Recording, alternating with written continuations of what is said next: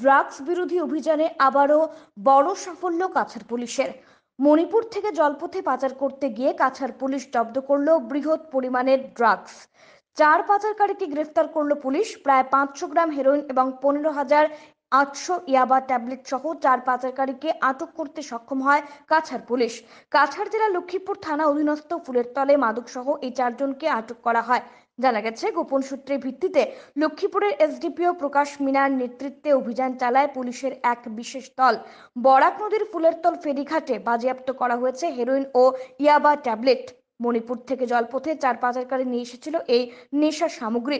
একটি মোটর লঞ্চে ফেরিঘাটে আসার সঙ্গে সঙ্গে তল্লাশি চালিয়ে 38টি সাবানের কেসে প্রায় 500 গ্রাম হেরোইন এবং বেশ কয়েকটি ছোট ছোট প্লাস্টিকের প্যাকেটে 15,800 ইয়াবা ট্যাবলেট উদ্ধার করেছে পুলিশ।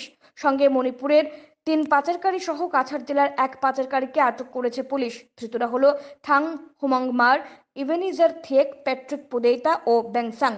এ নিয়ে কাছাড়ের পুলিশ সুপার নোমাল মাহাতো বিস্তারিত তুলে ধরেন। তিনি বলেন, বাজেয়াপ্ত নেশা সামগ্রীর বাজার মূল্য 6 কোটি টাকার অধিক হবে।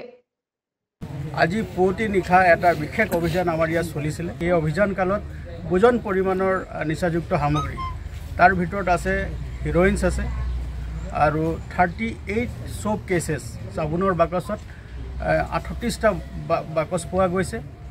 আৰু তাৰ যিটো আমি হিচাপ কৰিলে, গ্ৰামত হিচাপ কৰিলে এইটো প্ৰায় আধা কেজি ওজনৰ। আৰু তাৰ লগতে 15,800 ইয়াবা টেবলেট পোৱা গৈছে।